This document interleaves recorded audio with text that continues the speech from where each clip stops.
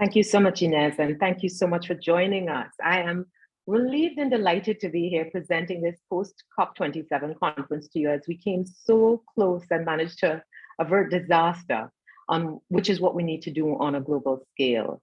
This was the 27th United Nations Climate Change Conference of the parties, COP27, as you know, which ran from November 6th to November 18th, and many of us are just returning. I really want to start by thanking the extraordinary negotiators, many from the region that I know personally and deeply respect and admire their tireless and fearless work towards delivery on behalf of our region, because I think that's so important for how we are enabled to proceed. At CCSA, we work alongside these giants directly with them and the private sector and many non-state actors to support the delivery of the parties towards the goals that we hold so dear. I'm the only UNFCCC Global Ambassador representing small island developing states in the Caribbean. And as a result, I spoke at over 28 events and had several meetings on the sidelines, hoping to bring innovation and new solutions to the region. We went to COP with 3 objectives, just 3. And the first one was to highlight the need for fit-for-purpose funding for the region. A lot of times we talk about the $100 billion that was promised by the Global North, but at the end of the day, that funding isn't grant funding. That is a mix of grants and loans. And I think it's really important that we highlight and be specific about the things that we need to do that require grant funding, because that's such an important gap for us to fill. So in an effort to do that, we did a few things. We hosted our 4th Investor Forum, first live, and presented a number of projects that were ready for investment to a pool of investors that sat through and talked about their investment interests. One of the projects highlighted was Dominica's national financing vehicle, where they're looking to develop their geothermal capacity on the island. We are really excited about that because not only for what it means for Dominica's development, but also what it means for regional collaboration towards becoming a net exporter of green hydrogen and how that can transform the economies of not just the Eastern and Southern Caribbean, but the Caribbean altogether. So we're really excited about that as a potential. We held bilateral meetings with the GCF and the Adaptation Fund. And the Adaptation Fund is mostly, well, it's completely grant funding, which is the kind of funding that we require, and a huge gap in terms of our ability to adapt to climate change. We had continued connections with a number of different players, 61 actually, and we will continue to develop those relationships on behalf of the region so that we can consummate many of the projects that we are working on with members of the OECS, as well as CARICOM and other regional institutions. What we did do at the same time that we are at COP, thanks to the fabulous team at CCSA, is we launched our Caribbean Blended Finance for Resilience Fund. And this is a fund where we've been working on with the Islands Resiliency Action Challenge for the last 2 years to establish a blended financial instrument that can support the development of renewable energy projects across the region, because so many of them require just a little sweetener or lowering of the cost of capital to bring them to fruition. And we are thankful to the Caribbean Development Bank, as well as the Government for Canada, for helping us to kick off the initial market research phase of this project, following the research of a wonderful set of volunteers over the last 2 years. We are also once again, a nominator for the Earthshot Prize. And the Earthshot Prize is a £1 million grant to support the development of climate solutions towards becoming climate resilient by 2030. And we see that as a really important step because there are few opportunities to get the kind of funding that we require. So it's really important that we focus on these opportunities and we bring our innovators to the table so that we can finally be included in winners of the Earthshot Prize. The second thing that we went to COP for was to advocate on behalf of loss and damage. And we were delighted when loss and damage was not just added to the conference agenda, But the subsequent operationalization of the final agreement, reaching a consensus on loss and damage, as well as setting a timetable to have the full framework finalized and in effect through COP28. What I'm extremely hopeful for and will now advocate for is that there is some global South ownership of that fund. We talk a lot about building capacity, but it's really important that when we talk about building capacity, it isn't just, well, the global South needs support for loss and damage that's being inflicted upon them as a result of the carbon in the atmosphere by the developed nations, but also that we use this opportunity to provide strengthening of capacity in the global South. So I'm hopeful that we see some progress towards greater ownership of these initiatives within the global South. And then we had the creation of the Global Shield by Germany and the G7, a separate financial mechanism that will be used as disaster relief aimed at strengthening social protection schemes and providing some climate risk insurance. And we actually presented on climate risk insurance at our investor forum, highlighting the need for all hands on deck and a number of different tools that can help us to respond to the disasters that are increasing to intensify. The last thing we went to COP to do was to highlight Global South innovation. There are so many solutions. When we were nominated for the Earthshot Prize last year, we saw so many marvelous solutions coming from the region. And we expect that these solutions need to be highlighted on a global scale. We cannot just be the victims of climate change. We also have to participate in the economic opportunities that the transition presents. And so we want to always be part of singing that narrative that there is a lot of innovation from the region that can be exported. So our innovations that we highlighted at the at COP included the Climate Smart Map, and the Climate Smart Map is a map that outlines where we are as a region against our objectives and what are the funding flows that will help us to get there. So how do we know that we've created the world's first climate smart zone? We also highlighted the resilience scorecard, which is something that we've been working on with the Islands Resiliency Action Challenge. And we are so enamored with how Dominica has been our living lab, working to help us to fine-tune this tool that helps to not only measure resilience, but further to identify what are the funding flows that can help us to build this resilience across the region. And we also want to promote, not an initiative of ours, but by the Caribbean Development Bank, their Recovery Duration Adjuster, which is a really neat way of increasing access to funding based not on your GDP per capita, but things like how long does it take for you to recover from an incident, and factoring in vulnerability into that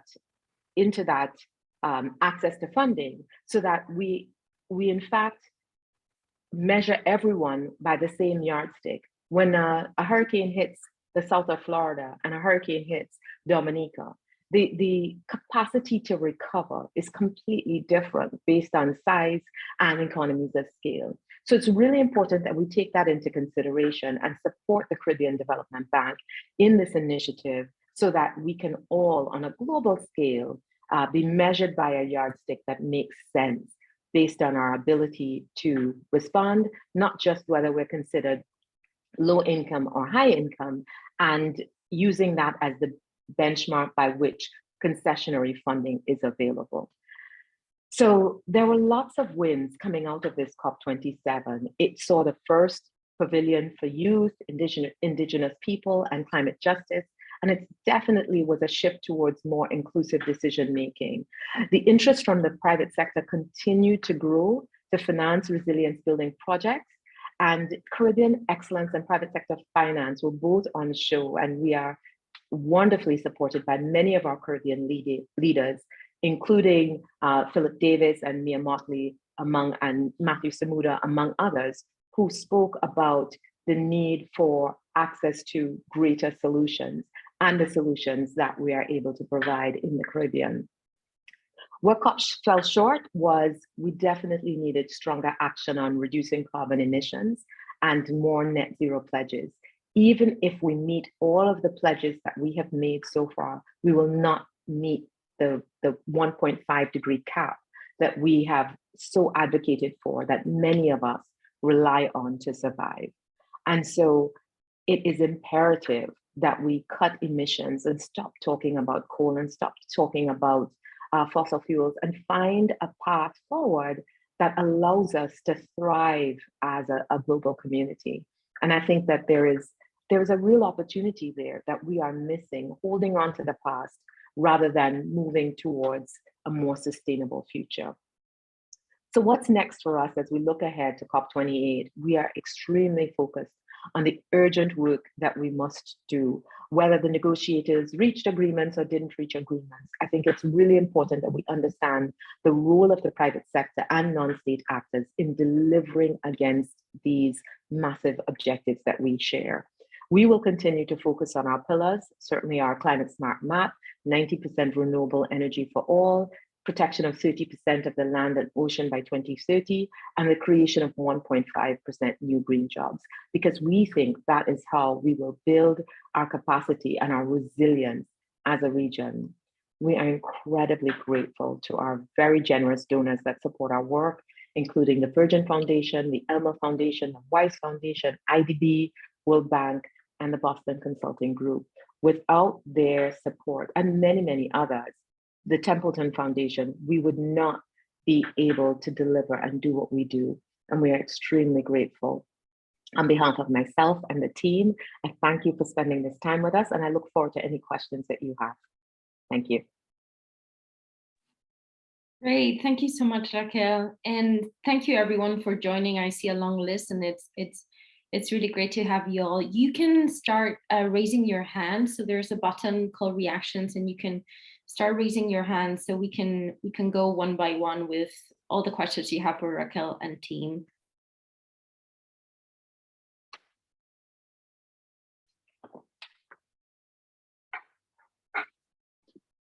I know it's sometimes tricky. We're shy.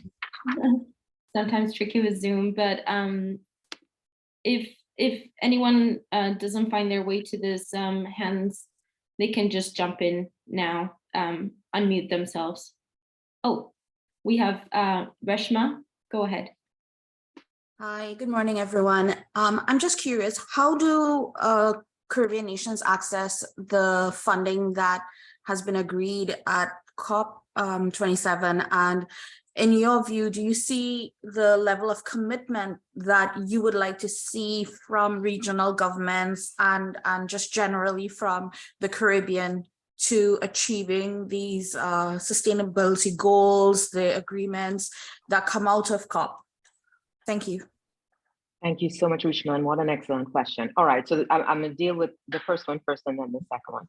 The first one is, how do we access the funding? So as it relates to the loss and damage fund, that hasn't been established. We've just finally had, after countless decades of negotiating, we now have that loss and damage is a thing and it will be funded, but the specifics around it haven't been ironed out. So there isn't any loss and damage access to funding at this moment. However, there is, there's the Green Climate Fund, the Adaptation Fund, and a number of other mechanisms that are available, and all of them have their own sort of parameters. What we are building is a listing of all of the sources of funding, the ones that are really popular and the ones that are less popular. As a region, we don't take full advantage of our access to the Green Climate Fund because it's really difficult and it requires dedicated personnel to do so. But we're working with both the Green Climate Fund and the Adaptation Fund on how do we simplify the process of access and how do we divert more of their funding towards project preparation that will make getting these projects funded far easier. So our website would have a lot of information about how you access funding of different kinds. And if you submit a project to the Caribbean Climate Smart Accelerator, we can tell you whether, if you are able to identify whether you're looking for grant funding, you're looking for loan funding, you're looking for equity funding, we can help to match you with some sources of funding that may be available. So there's that. On the issue of whether Caribbean governments are doing enough, I think they're doing so much. And I think that one of the things that we don't see enough of is highlighting the extraordinary work on behalf of the region. Barbados spoke through their Roof to Reef program and all of the progress that they've made. The 5Cs talked about the water project that they're doing in Barbados. Grenada talked about what they're doing to protect their shoreline and the extraordinary example that they're providing in that regard. Bahamas talked about their resilient housing and what they're doing there, and you know, committing to create 1,000 new resilient homes, working with Rick Fox, of all people, to do that in the Bahamas. Jamaica was an example of how to not only protect their water resources, but also of how they are increasing their energy mix and going after more and more support for increasing their renewable energy. And the list goes on and on. The Caribbean region, as usual, is punching well above its weight. What we need is more fit for purpose funding that can help us to prepare the projects so that they have the ability to attract commercial funding. Well, one of the many people we met with was Citibank, for example, and they have a great deal of interest in investing in the region, but we need to close those gaps between where the projects are right now and where we are and when they can be ready for funding. And that's one of the things that not only are we advocating for, but our team is actively working on, helping to close that gap. Great. I see Sadie has her hand up. Hi, good morning. Zadie Newville here. I'm just wondering though, we know there are several sources of funding, as Rachel said, or Racquel, sorry, said. Right. However, I know, for instance, the GCF had challenges with funding. A new fund, and there was also another fund set up, last year or earlier this year for fisheries. How are we going to, you know, how are they planning to sustain this funding? And you know, what other mechanisms are we? I hear you talk about some of the things that you're doing, but in terms of what you call fit for purpose funding, how are we planning to get to those? So I think there are a couple of things that need to happen. I think the first thing that needs to happen is that we need to be more specific about the kinds of funding that we need, and we need to be going after the right kinds of funding. We see a lot of projects that are energy projects, which are climate mitigation projects, which means that they're carbon reduction projects that will help us avert full-blown climate change, right? And so mitigation projects typically are switching out to renewable energy. Those projects have cash flows associated with them and should not, other than preparing them for commercial funding, should not be looking for grant funding. We see lots of projects looking for grant funding that shouldn't be. We also see a lot of other projects that don't know what kind of funding they require. So I think that's a big, big thing that needs to happen in the region. We need to be specific, and we need to understand what types of funding and how they match with the kind of funding that is available. If you're looking at something that is, for example, a public good, you can't fund that through a loan necessarily unless it's something that is at the sovereign level. And if your country doesn't have the capacity to provide a sovereign guarantee, then that's not going to happen. So what we see as the solution, yes, being specific, yes, understanding what you need, but third, attracting more philanthropy that can help us to prepare these projects to attract the funding that they require. We have a financial advisory committee, which is made up of regional financial institution CEOs that are interested in funding climate resilient projects. And the big challenge that they're seeing, that we're seeing as well, is that a lot of the projects don't have the maturity to understand what kind of funding they require. And that's a big gap that we have to close. So what we're hoping for is to attract more and more philanthropy to help educate and prepare these projects so that we are matching these projects, which is why we host the investor forums that we do. Thank you. No problem, Sadie.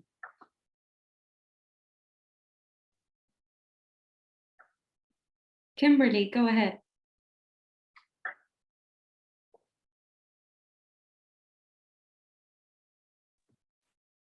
Hi, good day. Are you all Hi. hearing me? Yes. Hi. So I know you would have just mentioned the climate smart zone map, making the Caribbean a smart zone. And I know that you would have mentioned the Dominican Green Hydrogen project with Kenneth J and Barbados's water project. Those projects are viewed as multi-pronged projects that it benefits all sectors, and it's also commercially viable.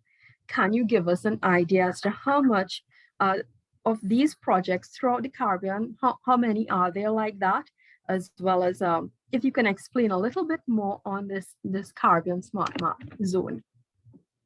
Okay, definitely. All right. So how many of those projects? So we're populating the climate smart map now.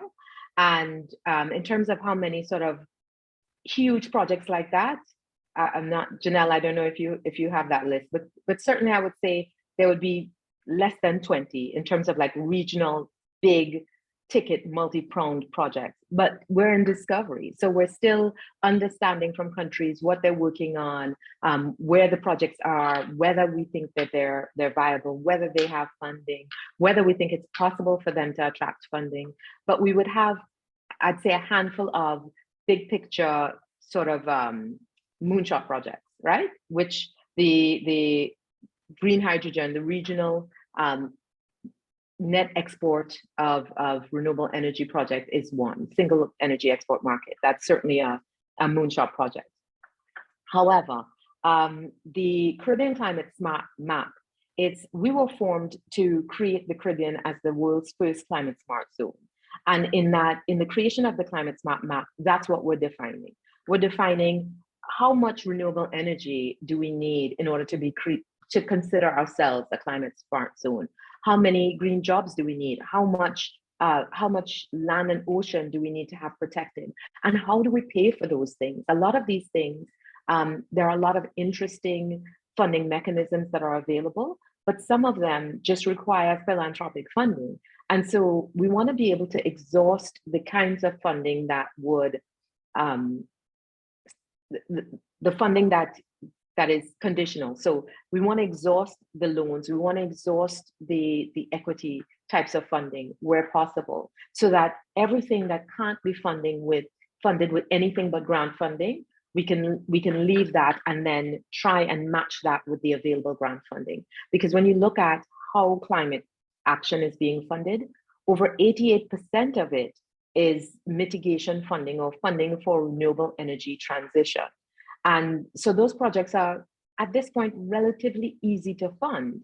It is the other stuff like the mangrove rehabilitation, the coral replanting, the things that help to protect us and help us to adapt to climate change that are far more difficult to fund, that we now have to find creative ways of finding funding to do.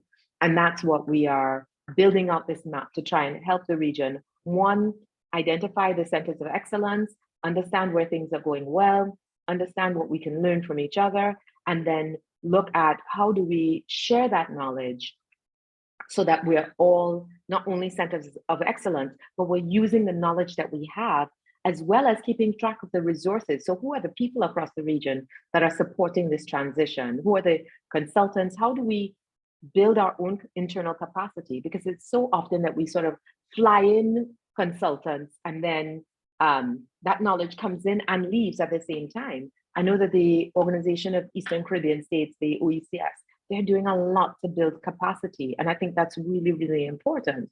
And hopefully we can start to learn from them about what's going on in the Eastern Caribbean that we can then extend to the rest of the region.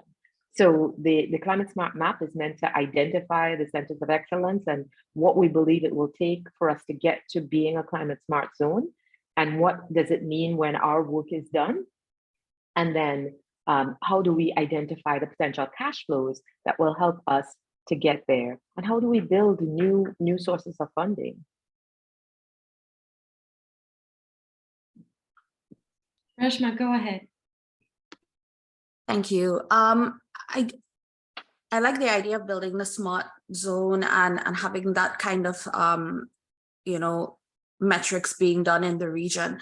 But do you think it's time for us to host our own regional COP per se, and have that kind of exchange of ideas and, you know, see what each other is doing and maybe help us along the way in becoming more aware of the issue, more aware of what each island is doing, an exchange of ideas. Do you think that is something viable? And would you consider as our representative, you know, being the person to drive a conference similar to COP here within the region?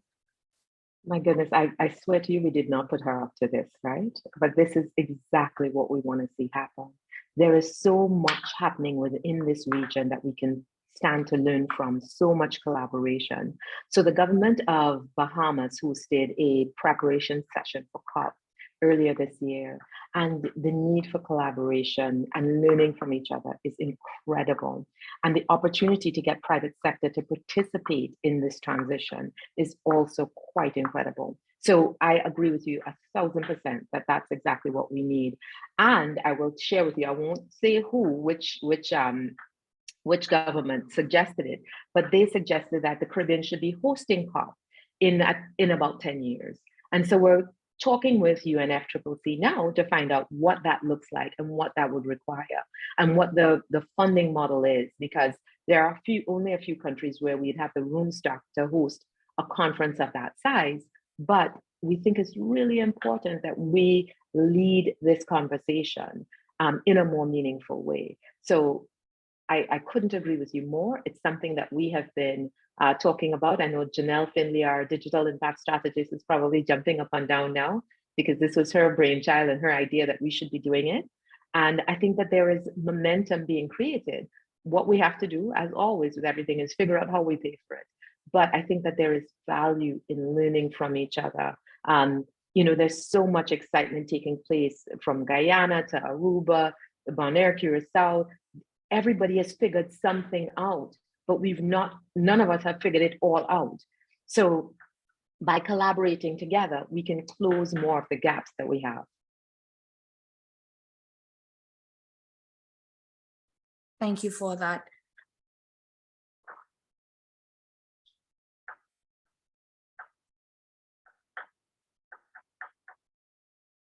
Do you have any more questions?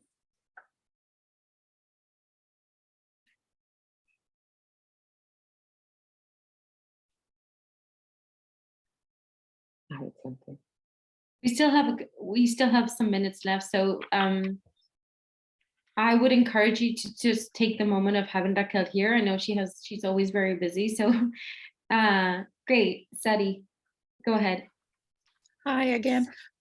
Just wanted to know though, have we done any kind of estimate in the region on the sum needed for, you know, some of these, say for instance, energy, you know, adaptation, that sort of thing? Do we have anything like that?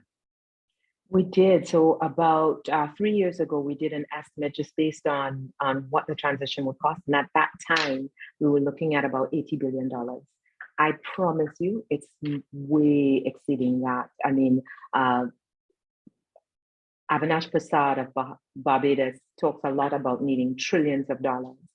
The challenge that we find with the trillions of dollars, to be frank with you, is that there have been many commitments for money that have not been utilized. So the IDB will tell you, the World Bank will tell you, among other, the CDB will tell you that much of the funds that they have available to fund projects, it just hasn't been taken up. And so there is a challenge. There's a challenge in our capacity to take up the funding that's available.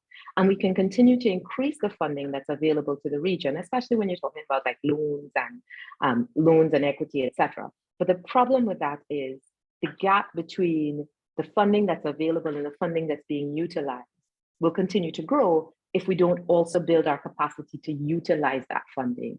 So right now, I would say easily 150 billion would be absorbed if the projects could be ready for that absorption. So we need to also work on increasing the flows of funding that are available to help us prepare projects, but we also need to increase our absorptive capacity to take up the funding that's already available so that we can close that gap. We did a study ourselves 2.5 years ago, and we were just seeing that there was a massive disparity between the money that had been committed and the money that had been taken up. So there's a big gap there. Thank you. I thought I was the only person thinking that. Thanks much. No problem at all. Kimberly, please. One more question from me. I know that COP27 would have seen a lot of Caribbean organizations coming together, such as the CDB, the OECS, and I know you mentioned something that Mr. Emmanuel would have mentioned, the taking back of the research to abroad, and it's not filtering back down to the Caribbean. However, I really wanted to get an idea. Much of the region has been pushing for this concessional financing, especially by Mia Mottley, the Prime Minister of Barbados. Tell me, how has this message progressed in pushing forward the need for concessional financing collectively this year, coming after 1 year last year? Very, very interesting question. How has that conversation progressed? So, the devil is in the details. I think we certainly, as much as we were advocating for loss and damage, I knew that there was a really great chance that we would not have gotten an agreement on loss and damage. So I'm pleasantly surprised that we've gotten at least that far, right? But what you see at the advocacy level, at the really high level, where we're talking about access to concessional finance, that is one thing. It is about going through the process of applying for that money. So the GCF will tell you the Pacific Islands have gotten far more money than the Caribbean has gotten because they apply for more money, because they're more ready to absorb the money from the GCF, even when you're talking about grant funding. But the reality is that a lot of the money is really hard to access. And we don't have the full-time, 4 full-time resources to fill out a Green Climate Fund application and wait months and months and months to be able to have it come to fruition. So there are a lot of different things that we need to do and that needs to be fixed in the system. At the advocacy level, we're raising awareness, but until countries, we can advocate till the cows come home, until we are in the position where we are applying for funding as it becomes available, then nothing is really changing. So that's the gap that we need to close now. And that's what we want to work with, certainly with the private sector on helping to bring new kinds of funding to the table, helping to fund projects in different kinds of ways, and to use that attention from the advocacy to be able to close the gaps that exist. Because again, if we're only advocating and there's more interest, and certainly Barbados, as well as many other countries, are having detailed conversations and moving things forward. But the advocacy can only do so much. We actually have to ready ourselves to apply for the money. And so as new things become available, as that advocacy turns into commitments, and as those commitments turn into facilities that are available, we are seeking to bring those to light on our website so that people are aware, okay, if these are your circumstances, this is what's available. This is how you apply. This is how you take advantage. So for example, as Earthshot nominees, that's £1 million. We want to see as many Caribbean businesses that are ready apply for that, because why wouldn't we have a Caribbean winner so far? So we want to see that, happen. And that's the kind of thing that we need to do. Thank you very much, because I know we've been championing this loss and damage this year, and we're seeing progress happening on the forefront with Barbados. And Mr. Avinash Prasad has been vocal about this as well. So I just wanted to know how have we been moving? And I, as you rightfully said, it's about negotiation on each country level here. Yeah, and it's about negotiation and readiness and getting to the specific funds that are available. And I think, a lot of people think, okay, well, it's the UN. The UN has power. The UN is empowered by the people who are members of the UN. So the UN is a convening body, but they can't send anybody to jail. They can't, penalize anybody. It's sort of, who's willing to participate and how do we negotiate with each other and hold each other accountable. And it's a challenging process, but we have to sort of force everyone's hand. We have to,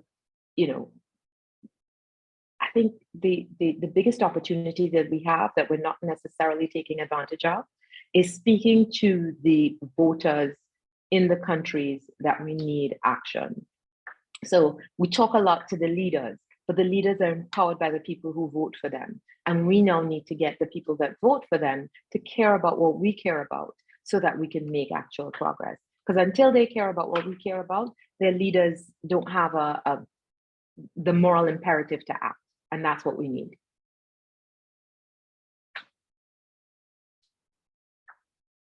Kim?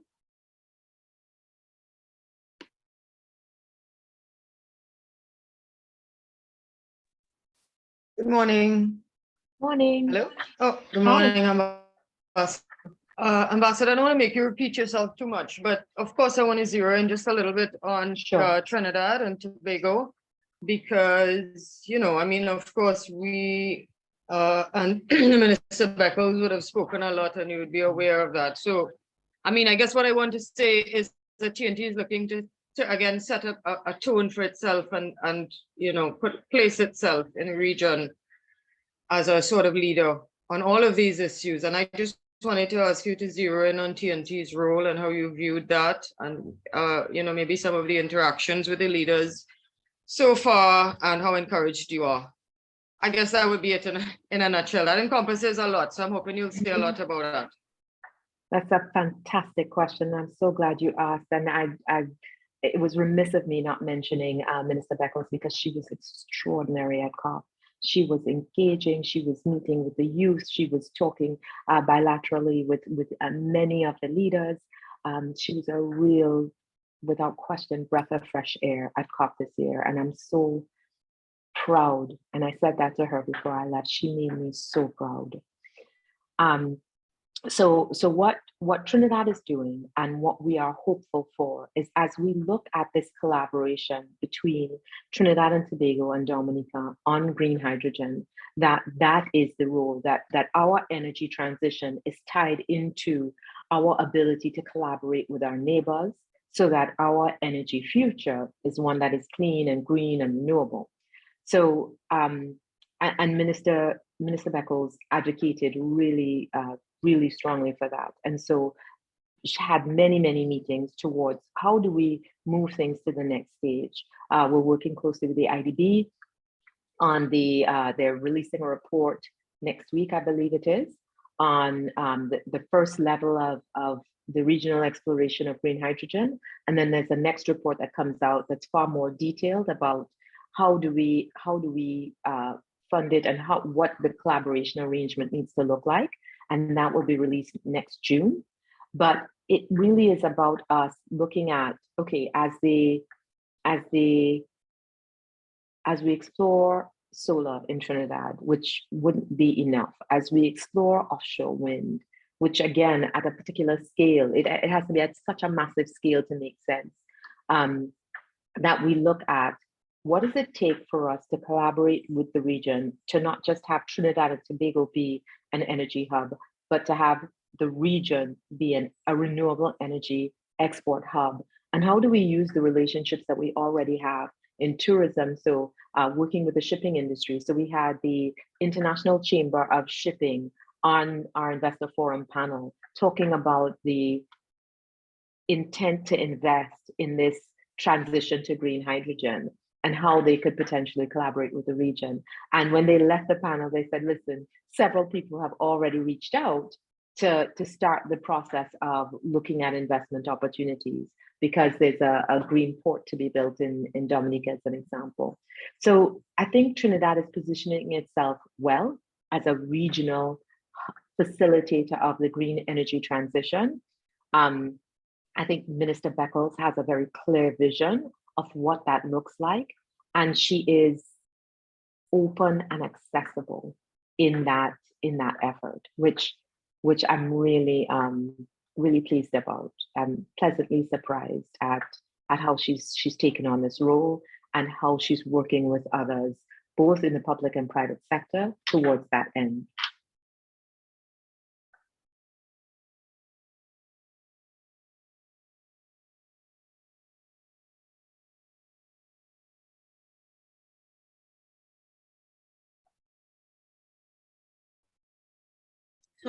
Thank you, Ambassador. Sorry, I wasn't sure. Say that again. I missed the last thing you said.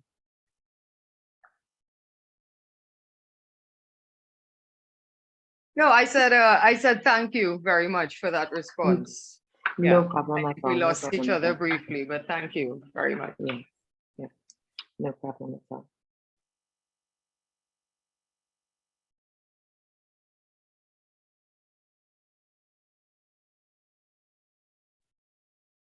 Anyone else with further questions for Racquel? Feel free to raise your hand or just jump in. You can also write them in the chat if you have problems with your audio.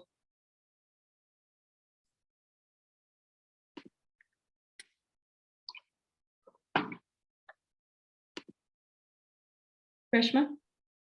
Thank you. I'm just curious, are there any specific areas that you'd like to see projects, more projects initiated? Any, in your view, top tier or the top 5 areas of innovation that you would like to see coming from the region? You talked about us being, you want to see us as leaders, trailblazing, but what areas are you interested in seeing projects coming forward?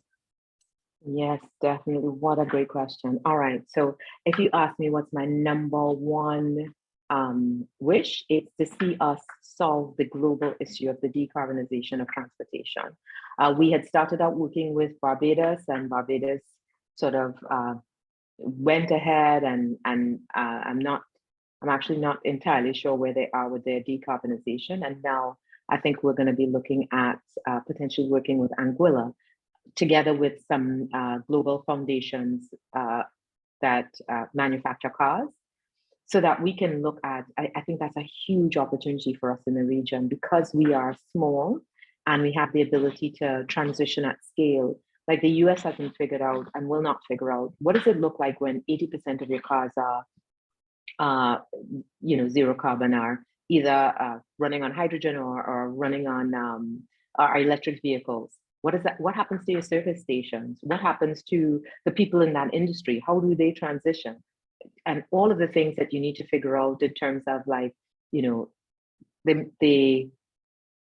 forklifts and the things that we haven't figured out how to sort of transition yet. That's a key area and opportunity for the region to take up and to show the rest of the world, listen, if I have 50,000 or 100,000 or 200,000 cars, I will show you what transition looks like at scale, so that in exchange for support in funding that transition, so that you can understand what that looks like. And there have been major strides in Barbados, in Bermuda. They're doing a lot with, like, all of their tourist vehicles are electric vehicles, as an example.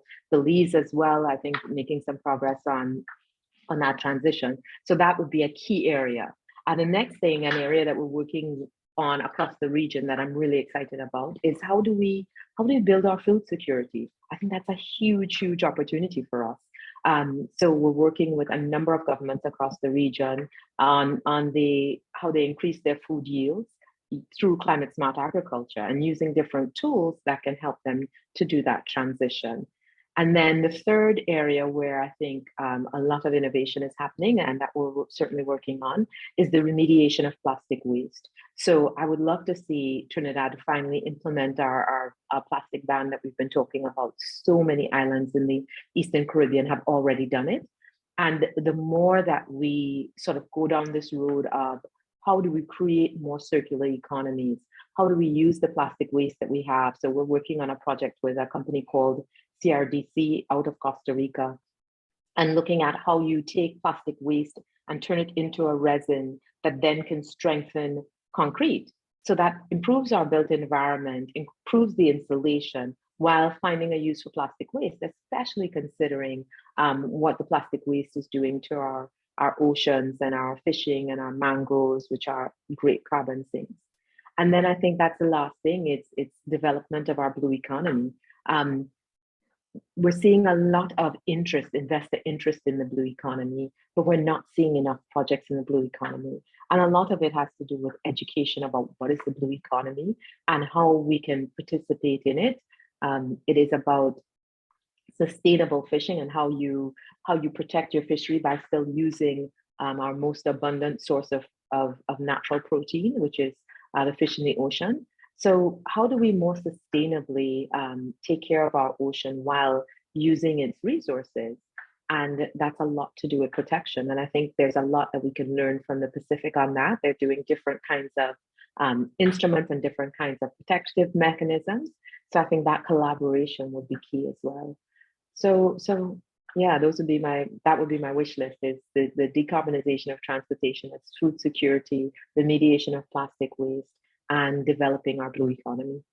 All right, thank you for that. I know earlier I asked you about the commitment from leaders to address the environmental issues that we're seeing, but are you seeing on the ground level from just the ordinary citizen putting precedence on waste management measures, the same thing that you're talking about with plastic waste? Are we actively seeing people changing their mindset within the region towards recycling, towards making concerted efforts to reduce their own carbon footprint in their daily lives? Depends on where you are. I mean, I see so much, like Jamaica and their plastic ban, Antigua and their plastic ban, Barbados. And so you're seeing a lot of pockets of activity. I'm not seeing the same level of diligence in Trinidad. Even when I go to the grocery store and I take my own bag, or I've forgotten my bag, so I just take the groceries out in the cart and put it in the car. And they're like, no, the bag is free. And I'm like, you don't understand. It's not about the bag being free. It's about the fact that we should be using less plastic. And so I think that it depends on the country, and education is such a key requirement so that people understand the impact that it's having. You know, the people who are continuously being flooded because of these extreme weather events and the rain falling, they're also being impacted by the waste that's clogging up our drains. And we talk about, oh, well, the government should be doing more on clearing the drains, and they should, but we also should have less waste in the drains. So there are ways that we can participate in making our lives better, and we need to be educated, and we need to participate. We need to understand that, you know, living in harmony with nature, using the resources that we have more wisely. You know, whenever we order something, you have a fork in your house, you don't need somebody to deliver a fork with it, you know? So it's just about these little things, and these little things across a number of people add up. But we have to start thinking about how we interact with this planet and what the opportunities are for us to live a healthier and better life.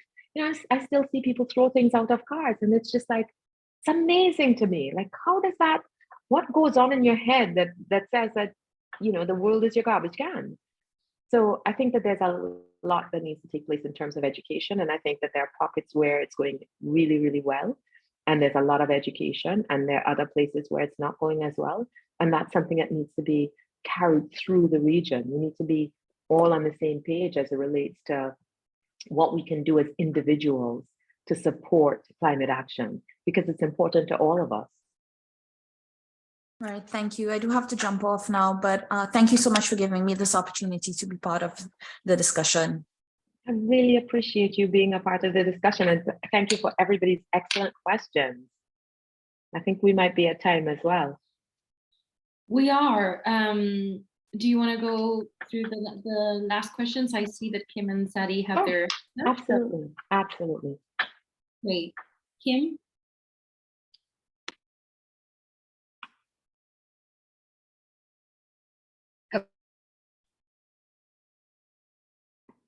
I'm not hearing.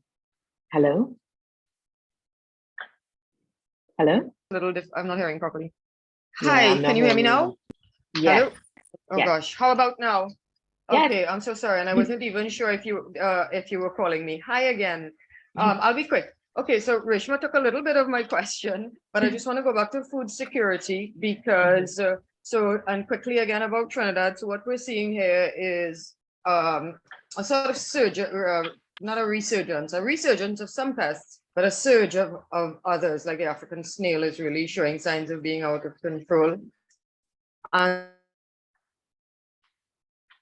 balance, and then other vicious cycles start. So I wanted to ask to zero in on that aspect of food security and what was happening in the region too, like what was being experienced among farmers in the region, what they were saying, if there were similar things, because the farmers here, they are up to date, many of them, and they do say, look, I think we see the effects of climate change, and the weather pattern has changed, the bearing patterns of certain things have changed, pests and so forth.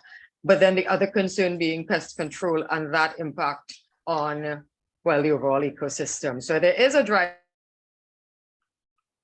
The Institute of Marine Affairs is a big part of it in terms of controlling out to farm that, because all things in balance.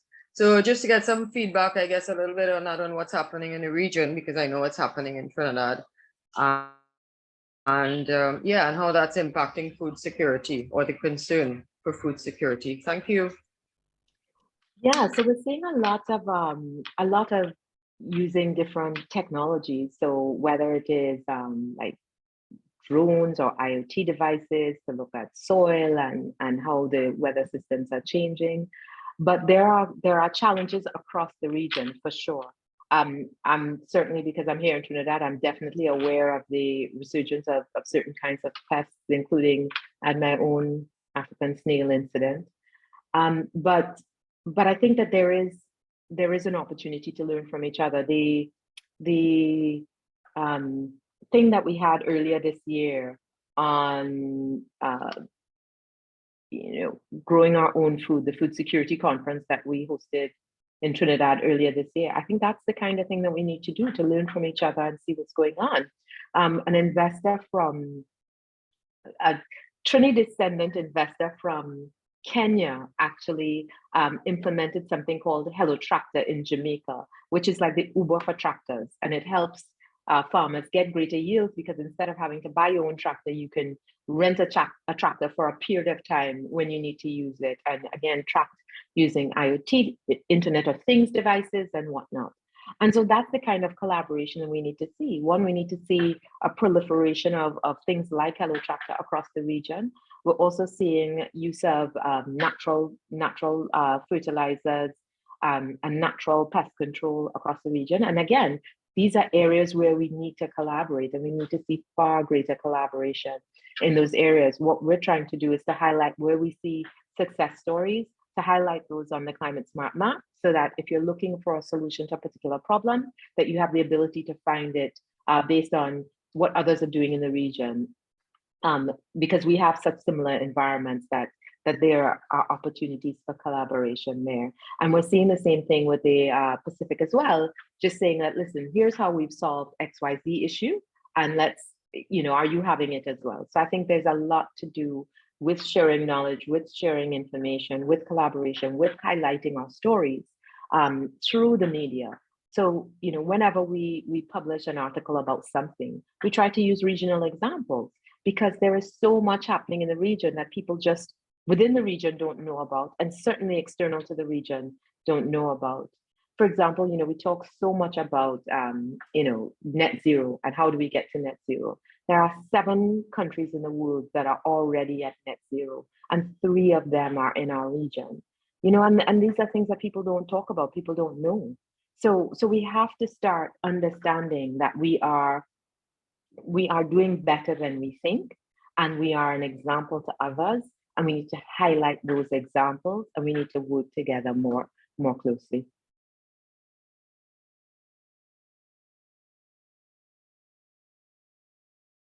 Okay, I'm just going to jump in here. Thank you so much. Thank you.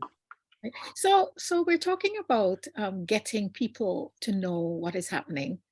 And it's something that's been said over and over. And every conference you go to, every meeting you go to, we have the same thing. The problem, though, is that we have a conglomeration of media enterprises Of course, we have the internet and so on, but we don't have the kind of penetration that we need for every person to be involved. What opportunities or what kinds of things are we thinking about in terms of expanding knowledge base, and the products that go to the man in the street? We come up with lots of things, but we can't find the cash, and we have lots of projects, but nobody funds the production and distribution of information. What are your thoughts on that? Such a great question, and such a real issue that we're facing, the access to information and the funding of ideas, because we have no end of genius ideas. The problem is you need to get, for most things to get funded, they need to be well beyond the idea stage. And so what do we need to do to support the development of those ideas into more robust businesses so that they have the ability to attract funding? And I wish I could tell you I have a silver bullet for that. I just don't. We're seeing a lot of the businesses that are getting to the point of success are bootstrapping it, meaning that they're funding it out of pocket. But I also know that some of the best ideas that are available are from people without the resources to execute on them. And that is a gap that we desperately need to close. So the two things that we're looking at, the first one is, how do we attract philanthropy for education so that we are learning more? The OECS, for example, Organization of Eastern Caribbean States, they have an education program that we are seeking to help have them funded, because we see that access to information as a key opportunity in developing our climate ambitions. And also, our social media game is reasonably strong, but needs to be so much stronger to bring everyone along. And how do we conduct more education in that format to help people learn, okay, how do you take your business to the next level? What do some of these things mean? How do funding flows work? How do you position yourself to be able to attract funding for your idea? And there aren't very many of those opportunities. So we need to find a way, we need to close that gap. We need to figure out, how do we get more ideas funded? Because even when you look at things like the traditional accelerators across the region that support entrepreneurs in the development of their ideas, all of them require that these businesses are already operational. They're not looking at, okay, well, you have an idea, how do I help you to take that idea and turn it into a business? And that is a huge gap. We're working with the University of the West Indies to look at, okay, some of the ideas that they have, how do we help them to commercialize those ideas, or to help them to partner with the private sector to turn those ideas into businesses? But there's definitely a gap that in other places can be closed, that in our region, the funding just isn't there to make it happen. And we have to find a way. Thank you. Carrie, we just have a couple of minutes left, and I see we have just one last question. Luke, if you wanna try and keep it short, just for everyone's agendas. Thank you. All right. Hi, good morning. The name is Anthony Henry. I am from Loop, which is in Jamaica. I'm trying to find out over the conference, and if you have had a chance to look at some of the things that we have done. Has our international posture matched what is happening locally here, or some of the policies that we have been trying to implement? Expound upon that for me. How is our international posture match what we're trying to do locally? Give me an example of what that would look like for you. All right. I know here we talk a lot internationally about protecting the environment and all these things, but we approve buildings that are in the course of rivers, or there are no proper drainage. Recently, we decided that we are going to bulldoze several acres of farmland to put houses in place. So I'm saying, has your organization has had a chance to correlate some of the things that has been happening here in relation to what we say internationally? That's a good question. We see a lot of those instances of what we call cognitive dissonance, where we're saying one thing and we're doing something completely different. And it does not give me great pleasure, but we focus more on what our country's actually doing. We are not a police force. We can't run in and if we only talk about what people are not doing or what people are doing wrong, then we're losing the battle. We're focused on the wrong things. But I think it is up to the people, to the voters and the people on the ground to hold, and the media, to hold your politicians accountable. Make them do what they say they're going to do. Now, on an international scale, Michael Bloomberg has agreed to fund a sort of tracking mechanism to help identify where countries and big donors say they're going to do something. Do they actually do it? And I think that that's really, really important. But we also need to keep that pressure on locally as well, because there are lots of things that I could point out, but I won't, because that's not our brand for us. We're not pointing fingers at anybody. And so, for example, I spoke in an event and people were like, oh, greenwashing is a big problem. I said, listen, greenwashing is, as much as it is a problem, to me, that says that this corporate entity that's attempting to greenwash at least cares about their image in this regard. So let's close the gap with them. Let's talk to them and say, well, listen, it might be slightly cheaper for you, instead of pretending to care about the environment, to actually care about the environment and do what you say you're going to do. And here are some ways to help you to do that. So I think it's really important that we, yes, hold our countries accountable, not our responsibility, but as individuals, as human beings, as voters, we definitely need to do that. We definitely need to stay aware. We definitely need to hold them accountable, and we need to point out where they're not doing what they say they're going to do. And on top of that, make sure that we encourage them when they do what they say they're going to do, so that it's more of a carrot than a stick. But at the end of the day, there is an impact to, okay, you said you're going to do this and you're doing it. And as much as there are challenges in Jamaica, I do feel like you are one of the countries that we look to as doing a lot of what you say you're going to do, and serving as an example within the region of doing what you say you're going to do.